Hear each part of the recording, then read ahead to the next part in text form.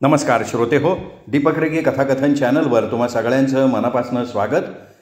श्रोते हो, तुम्ही ऐकताय प्राध्यापक बा बोधे यांची तुणतुण ही कादंबरी आणि आज या कादंबरीचा शेवटचा भाग अर्थात भाग 10वा. पण श्रोते हो, अजूनपर्यंत जर तुम्ही चॅनल सबस्क्राईब केलं नसेल तर एकच विनंती करतो, कृपया चॅनल सबस्क्राईब करा. सबस्क्राईबच्या बटनाशेजारी जे घंटीचं चिन्ह येईल, बेल आयकॉन, तेही प्रेस करा. 3 पर्याय समोर येतील, त्यातनं ऑल हा पर्याय निवडा. म्हणजे मी दीपक रेगे कथाकथन चॅनलवर कुठलीही कथा किंवा कादंबरीचा भाग अपलोड केला की सगळ्यात आधी त्याचं नोटिफिकेशन तुम्हाला मिळेल. ऐकूयात तुणतुण भाग 10वा. तमाशाच्या गाड्या निर्रेत आल्या. बाजार तळाव थांबल्या. एका पाठोपाठ 2 दांडग्या गाड्या बघून बाजारकरी बावचळली. दोघा तिघांनी जाहिरातीला सुरुवात केली तशी चंपी बायकासनी म्हणाली, आंघोळा पांघोळा करून घ्यायच्या तर जावा, चांगला स्वच्छ घाट आहे तिथं. तुम्ही बी चला की, इथं तरी बसून काय करायचं आता. नाही नाही म्हणता 7-8 बायका, 5-7 बापाई गडी तयार झालं. तशी चंपा ड्रायव्हरला म्हणली, गाडी घे वळवून घाटाव, आंघोळ्यावर कायच्यात माणसासनी. भर दुपारचं रणणतं ऊन. घामानं साऱ्यांचीच अंग चिपापलेली. कवा जातोय आणि म्हशिवानी पाण्यात आडवा होतोय असं ज्याला त्याला झालेलं. बायका बी उघड्या आंघोळीला सारावलेल्या. कापडं चोपडं तिथंच खडकाव ठेवलेली. दगडी घाट, एकुलतं एक उंबराचं झाड, त्याखाली दत्ताचं बारकसं देवाळ. सगळी माणसं बाजारात गोतल्यानं कोण येतंय देवळाकडं. एक माणूस मात्र निवांत बिडी फुकत बसला होता दगडी काठड्यावर. देवाला हात जोडत बाबण्या म्हणला, काय बे म्हणा रखटे, बामनं हुशार. का भाऊ काय झालं. नाही, बारकाईला विचार करा ना. गणपती आणि दत्त या 2 देवाशिवाय कोणाला भजतच नाहीत. नाही तर आहेच आपण. जानाय, जोखाय, माळखाय, मंगळाय, मारुती, ज्योतिबा, देवाची म्हाळुंगी निसती बघा, आहे का नाही. सारे जातीची हितार आहे. बिडी वाटणारा हसत होता. त्यांनी मध्ये धूर काढत विचारलं, काय कसली चर्चा करताय रे. काय नाही, हे आपलं आयो आयो आहो जगताप तुम्ही होय. अहो इकडं कुठं आले तुम्ही काशीबाईचा तमाशा सोडून. नाही आलो तसंच, सकाळी गावात बोर्ड वाचला तुमच्या तमाशाचा, म्हणलं आलोय लवकर तर घाटाव गाडी येणारच की. आपल्या तमासगिराच्या आंघोळ्या अशा उघड्या होच नाही का. मग त्यात बी मजा आहे की. वाढ मानून मजा करायची हो, दुसरं काय. होय की. तबला काय म्हणतोय तुमचा. नाही आता काय खरं नाही चांपातायचं. का. राणीनं आडपाय घातलाय आकासाहेबासनी. म्हणजे बाजीरावासी मस्तानी भेटली, पार मालकाला खोळा करून टाकला राणीने. आईला टकोऱ्याला भोंगा लागल्यावानी झालं की. अहो नाही तर काय, एका ताटात 2 जेवत्यात, बोट वाकडं करून तूप काढायचं चाललंय. लय खुळं याडो. अरे पण चंपा काय म्हणत नाही का. त्या तरी कुठवर वाद घालत बसणार. रातंदिवस राणी त्या बाजीजवळ पडून असते. पोट फुगणार हो, दुसरं काय. तुमच्या बाईसाहेबाचं कसं काय चाललंय. काय त्या लागल्या पथाला आता. साऱ्या तमाशाची ढकलगाडी झाली. बरं मला सांगा आकासाहेब कुठे. त्या काय तिथं धर्मशाळेजवळ पाळं बदलत्यात, आणू का बोलवून. नाही नको ना, मीच जातो तिकडं. कशाला जात आहे तुम्ही किसन द्यावागत, बाकीच्या बायकासनी अडचण. जगताप तबलजी आल्याचं कळता चंपा भराट्यावर आली. राम राम ताईसाहेब. तब्येत उतरली की जगताप. चालायचं, घरचं बी या पहेल. पण तमाशे सोडून इकडं कुठं. काय नाही, सहज आलतो. जगतापनं बाकीचं तमासगीर रांगोळीला घालवलं आणि मग विषय काढत म्हणला, तमाशा बरा चाललाय ना. वय आता बराच म्हणायचा. का हिवळत आहे का. काही साऱ्या गोष्टी सांगण्यासारख्या नसत्यात हो. तुम्ही सांगू नका, पण मी सांगणार आहे. अक्कासाहेब अक्कासाहेब मला सांगा, राणीसाहेब काय म्हणतात. त्या रणकीनं तर आग लावत आणली. तेच सांगाय आलो तुम्ही. सावध राहावा अक्कासाहेब, काशीबाईनं डाव टाकलाय. म्हणजे राणी तुमच्याकडं आईनं हाकलली म्हणून नाही आलेली, मुद्दाम काशीबाईनं पाठवली तिला. आपण का. तुम्हाला तोंड घशी पाडायसाठी राणी मोहरं करून बाजीला नादी लावायचं. समजा कट आहे, कट केलाय बेनवाडाने, तुम्ही सावध राहा. म्हणजे बाईच्या टकोऱ्यातनं अजून बी सूड जात नाही म्हणायचा. नाही नाही, आणि तुम्ही हाकलून लावलेली कुलकर्णीची जोडी तिथं आहे. त्यो धागा धरून तर काशीबाईने डाव टाकला नाही हो. बरं झालं बाबा आला, तूच तेवढा जीवा भावाचा.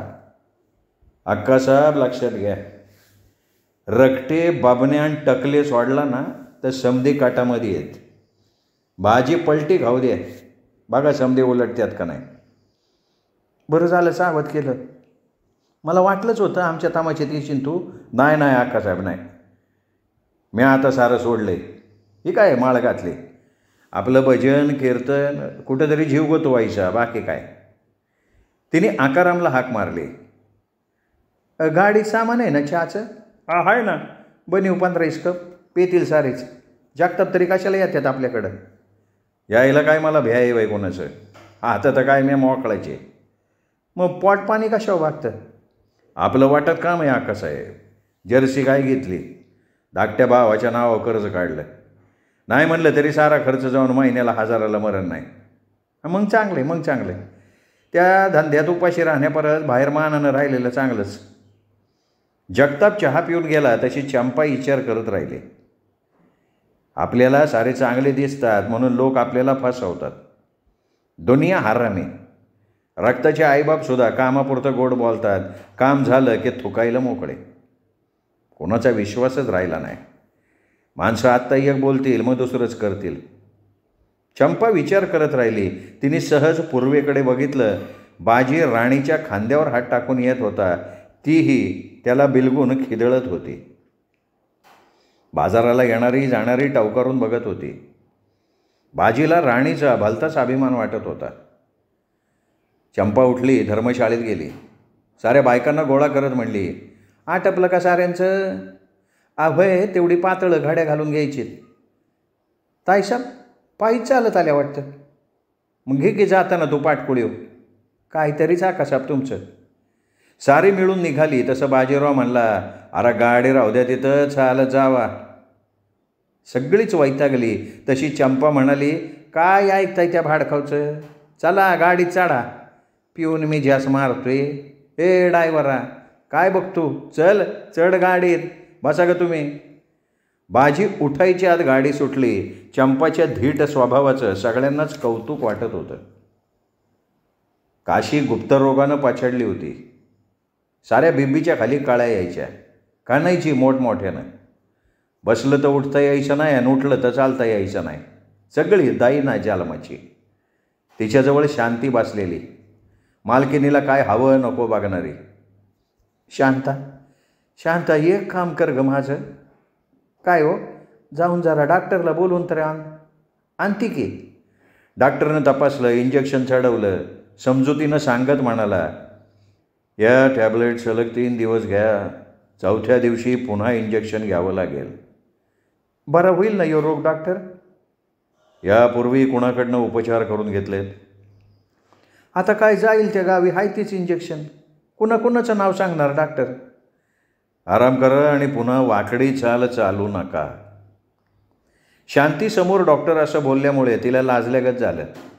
तशीच इंजेक्शनच्या काळा सोसत पडून राहिली. मॅनेजर टोपी फिरवत आलाच. बाईसाहेब काय म्हणताय पंत? आज सातारला खेळ लावायचा आहे. बरं मग?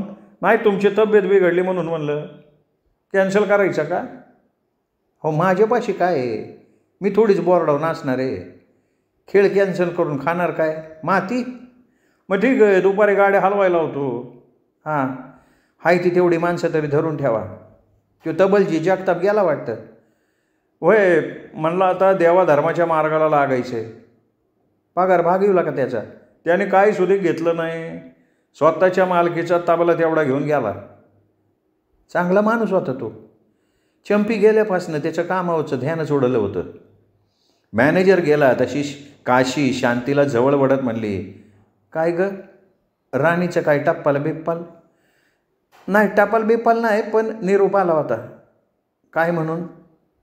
बाजीरावासनी पुरतं जाळ्यात धरले, चांगली लाखाची इस्टेट घेऊन येते असा निरोप आहे. आई मेल्यावर ये म्हणावं तिला. मला तर कंच्या बाजूनं सुखच नाही. हो पण बाजीरावासनी तिने पंजात घेतलं एवढं मात्र खरं. तुला काय माहिती का भावाने? हो मी पंढरपुरात दोघांनी हाटीला जेवताना बघितलं होतं. हां त्याला बी चट लागली म्हणा. मग वाट लागली. 15 दिवसात इंगादावती म्हणून गेली होती. 6 महिनं झालं तरी तिथं तळ देऊन राहिली ती. पार नीर काढून येणार राणीताई. आता नीर काढती का फटकं खाऊन येते काय कळतंय आपल्याला. मग तुम्ही पडा आता, लय नका त्रास घेऊ. पडा, आराम करा, तुम्ही आराम करा. अगं जांगत लय आग होती ग. सगळं पू झाल्यावानी ठस असते. पडन औषधानी उतार. आता काय मी जगत नाही बघ. तेवढी पेटी घे जरा वडून. का हो वड ठेव इथं आणि जा. जरा गरम गरम चहा करून आण. कडक बनव चहा. तिने पेटी जवळ वडली. आतलं सामान उलटं पालटं केलं. एक फोटो घावला. तशी फोटो जवळ घे डोळे भरून बघायला लागली. सरजा, माझ्या सरजा, कावा सुटणार र तू तुरुंगातनं? मी वाट बघती र तुझी. अरे तमाशा बंद झाला तरी तुझी वाट बघत मी मरेपर्यंत जगल. लागली रडायला. तरुण पण आठवलं. खुळं पब्लिक डोळं खुडूस्तवर टक लावून बघायचं. रूपाव येडच व्हायचं. सारा महाराष्ट्र तिला वळखायचा.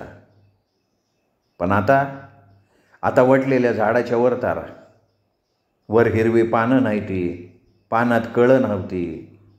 नुसत्या साऱ्या अंगाचं सरपण झालेलं. जाळताना लाकडाची सुद्धा गरज लागायची नाही अशी समधी तारा. कधी काही आपल्यावर भाळणाऱ्या त्या बहादर गाड्या होती आत्ताही फेदा होती. फोटोत त्याचं तरुण रुपडं हुडकत होती. चंपाचा तमाशा कारडत होता. गाड्या 4ला तिथं भेटल्या. तशी चंपी राणीला म्हणली, काय करतीस ग? का बरं? चल की काहीतरी गरम गरम खाऊ. मग येऊ जरा सांगमावरनं चक्कर मारून. जाऊया की. मी तरी कुठं बघितलं संगम अजून. दाजीसनी घेऊ का बरोबर? कशाला बदामाची चुका. जाऊ दोघे रिक्षा करून जा पट्याव. चालेल चालेल थांब जरा मी पातळ बदलते. दोघी बी नटून थटून निघाल्या. हॉटेलात गरम उत्तप्पा खाऊन रिक्षात बसल्या. संगमाव फिरत गप्पा मारत निघाल्या. चंपानं विषय काढला. राणी, बाजीराव तुझं खरंच प्रेम आहे? अगं वय, मग असं का नाही करत तू? काय करू अक्का? हे बघ, मी रीतसर घटस्फोट घेते. तू लगीन लाव त्याच्याशी. अहो पण असं हो. ती अडखळली म्हणल्यावर चंपीनं काढला चाकू. लावला राणीच्या पोटाला चाकू. बोलटवळे कसला डाव खेळती ग तू? अहो म्हणजे काय हे आका? अगं जाबडा फाडी नाका म्हणशीन तर. आईच्या सांगण्यावरनं येऊन माझ्या तमाशा ढोना करती वय ग सटवे. माझा नवरा नादाला लावती रणके. बघतीस की तुझी हिंमत. आहे आहे अक्का पाया पडती. मारू नका अक्का. बोल बोल का आली होती तू? आईनं हाकललं म्हणून आलती? नाही, मी तुझा तमाशा मोडायची इराद्यानं आली होती. आईनं मला भलतं सलतं सांगून बिघडवलं.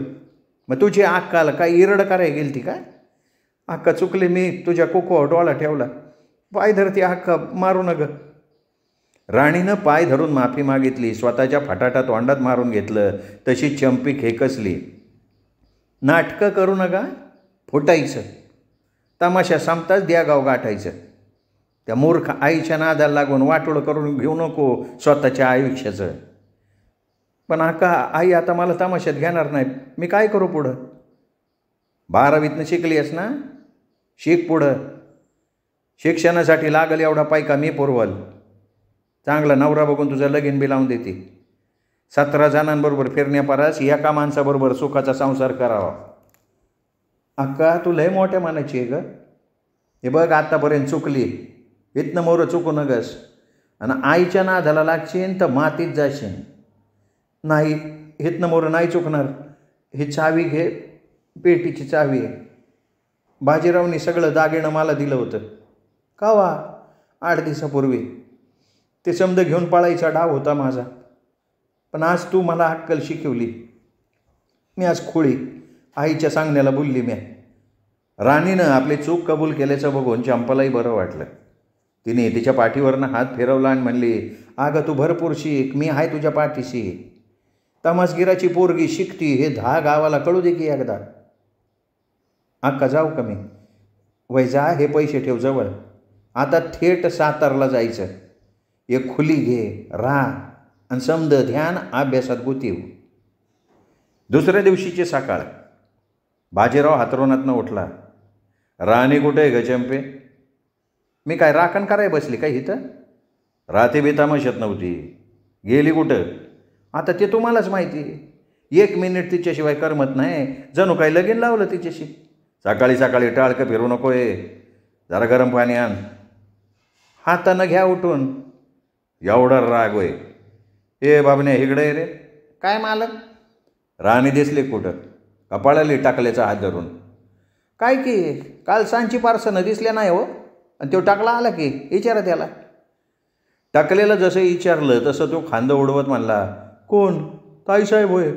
त्या अजून राहत्यात होय? पळाले त्या पेटी घेऊन. कसली पेटी? दागिन्याची. मी स्वतः बघितलं ना. भाडव्या मग अडवायची नाही का तिला?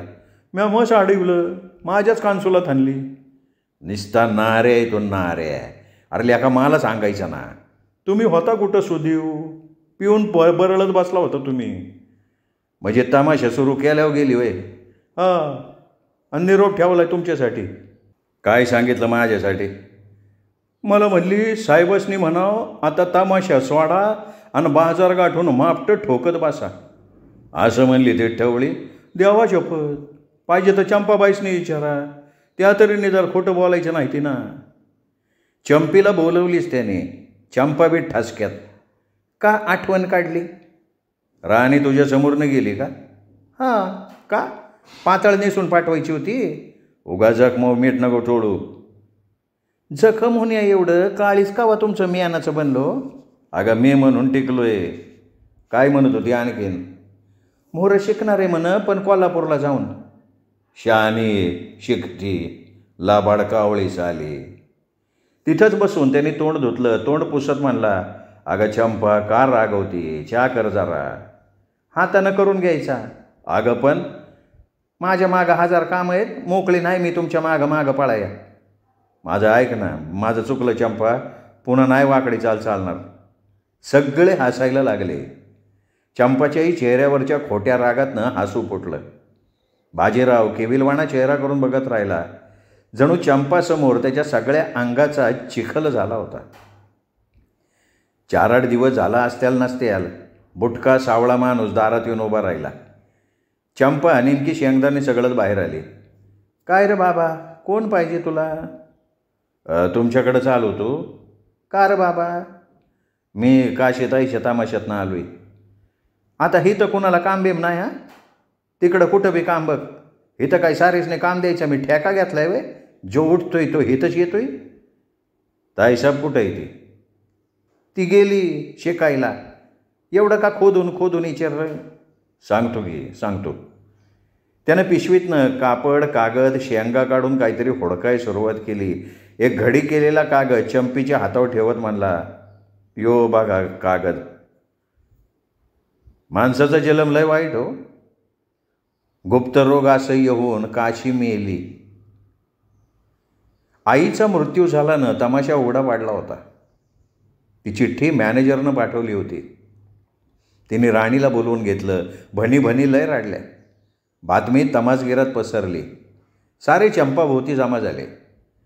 प्रत्येकजण काशीकडून कधी ना कधी दुखावलेला, पण तरीही खाली मान घालून सगळ्यांनी तिला श्रद्धांजली वाहिली. चंपानं शांतपणे सांगितलं, गाडी तयार ठेवा, सगळ्यांनी प्रेत यात्रेला जायचंय. दुष्ट असली तरी आई होती शेवटी. स्वतःच्या सुखासाठी तिने समध्यांचा वापर केला, पण मरताना बघा एकटीच गेली. आईच्या प्रेतयात्रेला जमलेला हजारो माणसांचा जमाव बघून ती अवाक झाली. आईच्या प्रसिद्धीचा तिला हेवा वाटला. प्रेताबरोबर एक काळा कोटवाला पांढरी पॅन्ट नाचवत रुबाबात चालला होता. चंपानं राणीला विचारलं, कोण ग यो? अगं त्यो आईचा वकील आहे. आईचा वकील? वय की. अगं सगळी खटल्याची कामं ह्योच बघतो. आज बी आलाय म्हणजे काहीतरी भानगड असणार. मी येलेव बी माग काय लफडं लावं ना ती म्हणजे झालं. तसं काय करते म्हणा ती. तुला खरं सांगू का अक्का, नाहीतरी तिच्या मनात तुझ्याबद्दल खरंच मया होती, पण सर्जानं तिला बिघडविली. त्या झुटिंगाचं नाव न ग काढूस. सगळं प्रेत जाळायला लागणारा सर्जा चंपानं आणला. आईनं आपल्याशी बेमानी केली तरी आपण तिला 1000 गुणं माफ करायचं असं ठरवून ती वागत होती. तिरडीवर प्रेत रचलं. तिची इच्छा होती आपल्या हातानं आईला आपण अग्नी द्यावा. ती पुढं झाली तेवढ्यात वकील आलाच पुढं. चंपाबाई, तुम्हाला अग्नी नाही देता येणार. का हो? काशीबाईंनी तसं मृत्यूपत्रात लिहून ठेवलं आहे. मग कुणाच्या हस्ते देणार अग्नी? सर्जेरावाच्या. त्यो तर का जाड आहे. आम्ही आणलं आहे त्याला सोडवून. माफ करा, काशीताईच्या मृत्यूपत्रात तसं लिहिलं आहे. आणखीन काय लिहिलं आहे? सगळी मालमत्ता, तमाशाचं साहित्य त्यांनी सर्जेरावाच्या नावावर केलं आहे. राणीच्या गळ्यात पडून चंपा खूप रडली. सर्जा आलाच, फार वाळून गेला होता. खोपडी भरलेल्या डोळ्यांनी चंपाकडे बघत होता.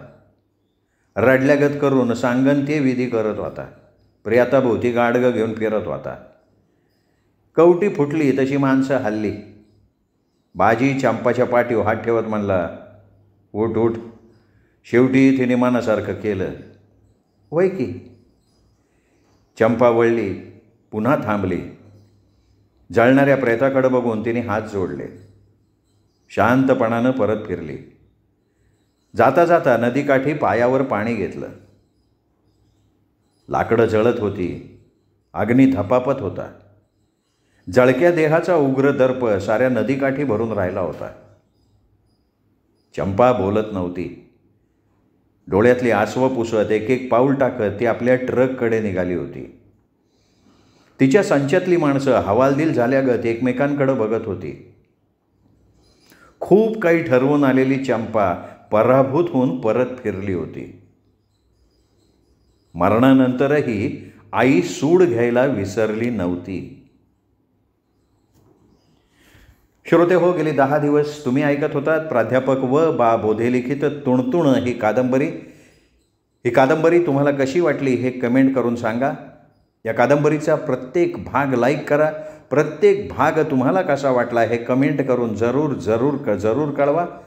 आणि हां, तुमच्याकडनं चॅनल सबस्क्राईब करायचं राहून गेला असेल तर आत्ता वरती जो माझा फोटो दिसतो या फोटोला क्लिक करा आणि चॅनल सबस्क्राईब करा. श्रोते हो, पुन्हा भेटूयात अशाच उत्तम कादंबरीसह. तोपर्यंत नमस्कार श्रोते हो.